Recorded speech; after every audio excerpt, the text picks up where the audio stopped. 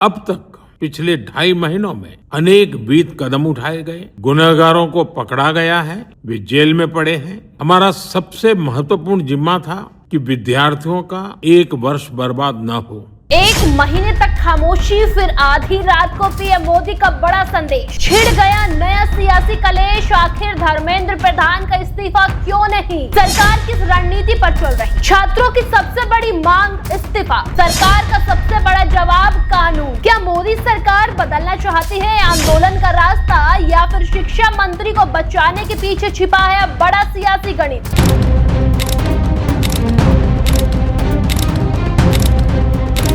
करीब 1 महीने से देश भर में पेपर लीक को लेकर विरोध प्रदर्शन जारी है। हजारों छात्र सड़कों पर है। विपक्ष लगातार शिक्षा मंत्री धर्मेंद्र प्रधान के इस्तीफे की मांग कर रहा है और आंदोलन करने वाले संगठन भी इस मांग को दोहरा रहे हैं। लेकिन दोस्तों, इसी बीच गुरुवार और शुक्रवार की दरमियानी रात ठीक 12 बजे प्रधानमंत्री नरेंद्र मोदी खुद सामने आए। उन्होंने छात्रों के नाम वीडियो संदेश जारी किया और कहा कि सरकार पेपर लीक के खिलाफ सख्त कानून लाने जा रही है।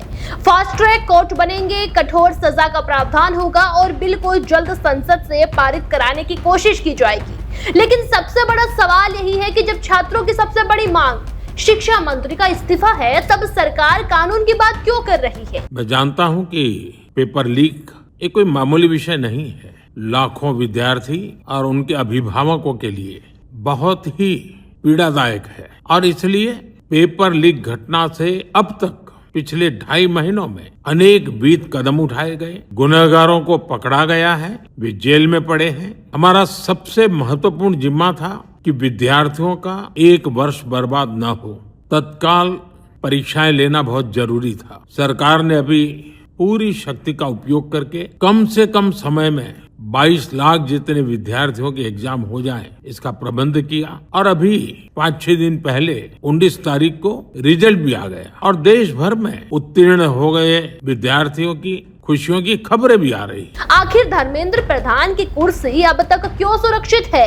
क्या इसके पीछे सिर्फ राजनीतिक रणनीति है या फिर सरकार कोई और बड़ा संदेश देना चाहती है?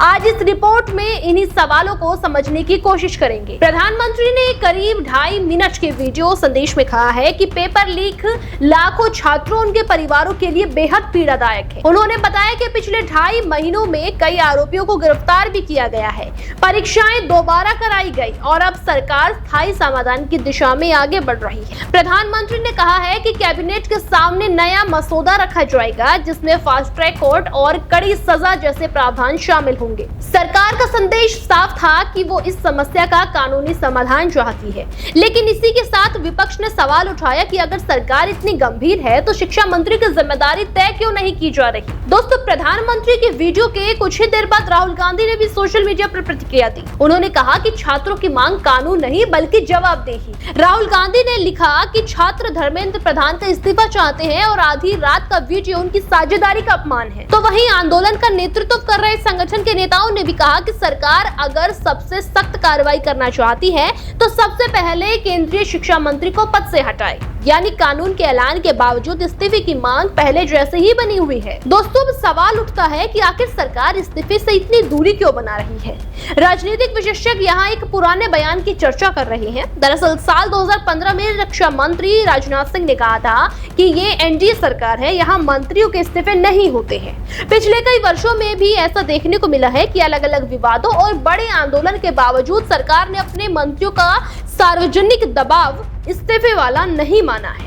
कोरोना काल में स्वास्थ्य मंत्री डॉक्टर हर्षवर्धन, किसान आंदोलन के दौरान कृषि मंत्री नरेंद्र सिंह तोमर, रेल हादसे के बाद अश्विनी वैष्णव और दूसरे मामलों में भी इस्तीफे की मांग उठी थी, लेकिन सरकार ने अलग अलग प्रतिक्रियाओं में अपने फैसले खुद लिए। इसी वजह से कई जानकार मानते हैं कि सरकार सार्वजनिक दबाव के आधार पर निर्णय लेने से बचती है ताकि आगे ऐसे दबाव की परंपरा न बने। राजनीतिक विशेषज्ञों की राय ये भी है कि सरकार आंदोलन का जवाब आंदोलन की भाषा में नहीं बल्कि नीति और कानून के दायरे में देना चाहती है। हालांकि दूसरी तरफ कुछ विशेषज्ञ ये भी मानते हैं कि सरकार हर बड़े फैसले से पहले उसके राजनीतिक असर का आकलन करती है।